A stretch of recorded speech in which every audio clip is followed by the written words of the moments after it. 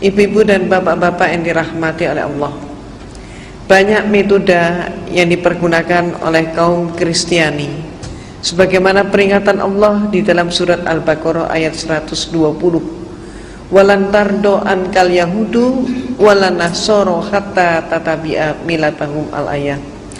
Tidak akan berhenti-berhentinya Yahudi dan Kristen mempengaruhi kamu sampai kamu yang Islam masuk dalam milah mereka. Milah bisa diartikan agama, bisa diartikan pola pikir, bisa juga diartikan budaya. Berbagai macam cara dipakai oleh orang-orang Yahudi dan Kristen mempengaruhi kita, sehingga kita pun masuk dalam milah mereka. Sehingga ada sebuah hadis Rasulullah SAW, di mana Rasulullah SAW pernah bersabda kepada para sahabat, nanti suatu saat, sabda Rasulullah, umatku akan ikut mereka, selangkah demi selangkah akan ikut mereka, sehasta demi sehasta mereka diikuti. Bahkan ketika mereka masuk ke lubang biawak pun umatku ikut. Maka kemudian para sahabat bertanya, ya Rasulullah, siapa yang Rasulullah maksudkan itu? Apakah mereka itu Yahudi dan Kristen? Maka jawab Rasulullah, siapa lagi kalau bukan mereka?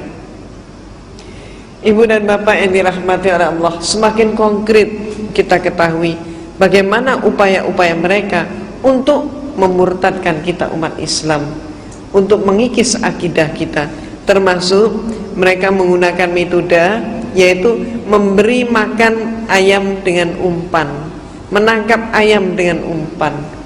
Sekiranya saya ingin menangkap ayam, saya tidak perlu mengejar ayam menurut teori itu, tapi cukup saya bermodalkan segenggam beras sebagai umpan, dan umpan itu saya tebarkan, maka ayam dari berbagai penjuru akan datang. Bila perlu saling berebut umpan, saling patok. Dan ketika kemudian ayam sedang makan, saya tangkap ayam itu, ternyata ayam itu diam. Saya gorok pun ayam itu diam. Inilah teorinya. Dan mereka sudah menebar umpan itu, yaitu gereja telah memberikan instruksi kepada seluruh umatnya agar supaya mengucapkan selamat Idul Fitri kepada umat Islam. Ini umpannya. Dengan harapan apa?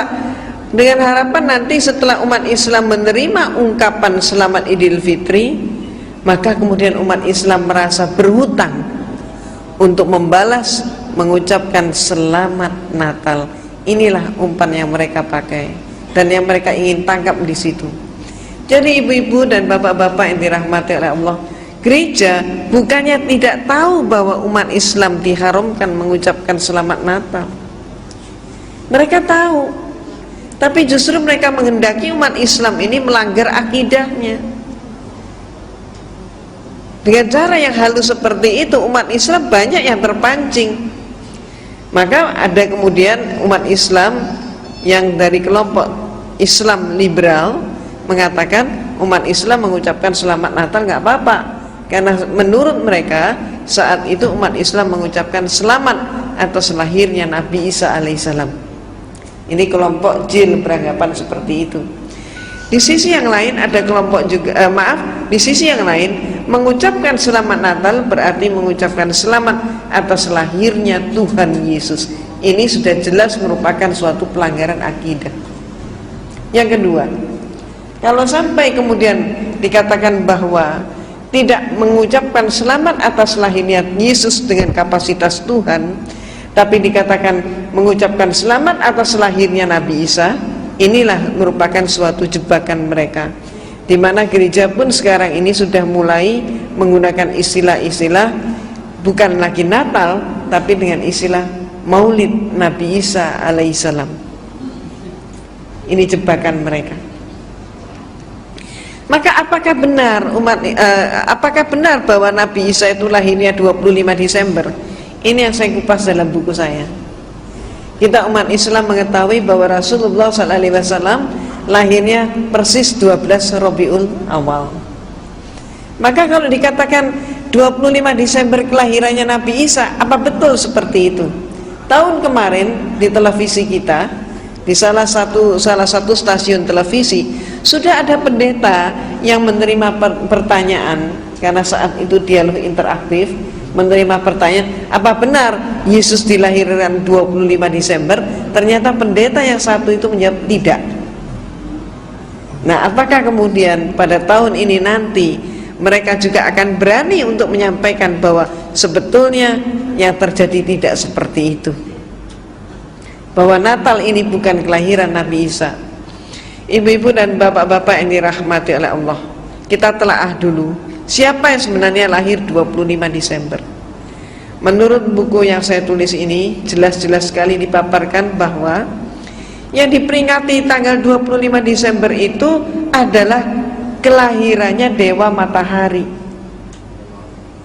Nah, mengapa Dewa Matahari kemudian dipakai sebagai peringatannya kelahirannya Nabi Isa yang oleh mereka disebut Yesus? Peristiwanya ketika rakyat Romawi masih beragama politisme paganisme, hal ini berlangsung sampai abad keempat, di mana suatu bukti sejarah Kaisar Konstantin yang memimpin konsili Nizea yang diadakan di kota Nizea, maka disebut konsili Nizea. Konsili adalah konferensi atau bahasa lain muktamar, ini bahasa Latin Romawi.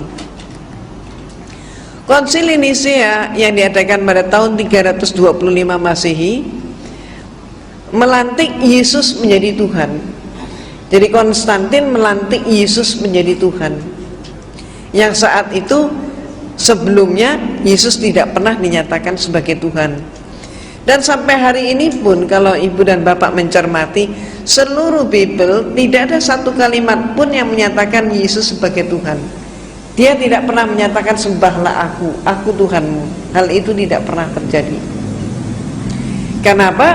Karena fakta memang mengungkap, sejarah mengungkap Yesus dipertuhankan untuk pertama kalinya tahun 325 Masehi, dan yang melantik adalah Kaisar Konstantin. Nah, Kaisar Konstantin melantik Yesus menjadi Tuhan, memimpin konsili. Saat itu agamanya Konstantin belum Katolik. Jadi saat itu gereja masih ada satu saja, yaitu gereja Katolik. Belum pecah. Nanti pada abad pertengahan baru pecah, Katolik pecah menjadi Katolik dan Protestan. Jadi saat itu gereja yang ada hanya Katolik. Konstantin belum Katolik, dia masih politisme paganisme. Ketika terjadi kemelut pada Imperium Romawi, di mana Imperium Romawi hampir mengalami kepunahan, maka mereka pun mencari penyebabnya. Para pembesar mencari penyebabnya. Apa penyebabnya? Maka saat itu kekaisaran menengarai penyebabnya adalah berbagai macam sembahan-sembahan yang mereka punyai tidak mampu mempersatukan bangsa Romawi. Jadi artinya agama mereka yang ada dianggap tidak kondusif. Maka kemudian Kaisar Romawi menerima masukan, karena dia pun sendiri telah melantik Yesus sebagai Tuhan. Dia menganggap keterangan-keterangan dari Paulus dan anak buah Paulus mengatakan ini ada sebuah agama yang mampu mempersatukan rakyat.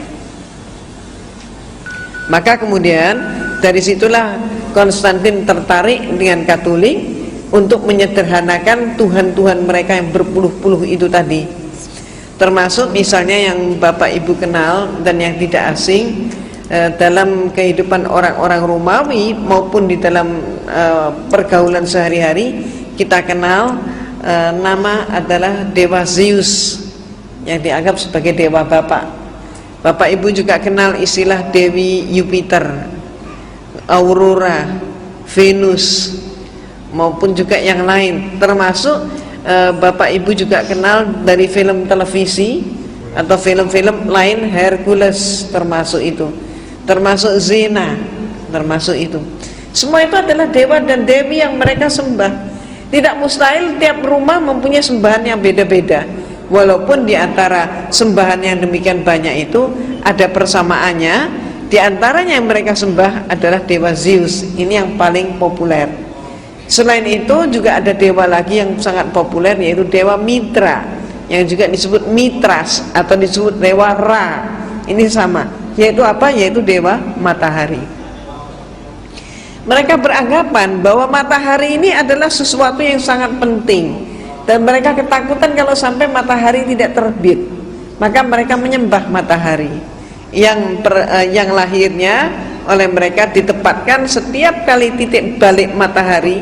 Jadi matahari mencapai titik balik selatan, berakhirnya musim dingin, masuk ke musim semi. Saat itulah mereka memperingati lahirnya dewa matahari, yang persis pada saat itu jatuhnya ditempatkan tanggal 25 Desember. Orang-orang Romawi terbiasa setiap tahun satu kali mereka pesta pora untuk menyambut lahirnya dewa matahari. Jadi kalau orang-orang di Cina, penanggalan Cina, tiap tahun baru itu ditempatkan dengan jatuhnya musim semi, mereka menari dan sebagainya. Tapi orang Romawi yang paling mereka peringati adalah dewa matahari. Karena menurut orang-orang Romawi, dewa yang satu inilah yang paling penting di dalam kehidupan.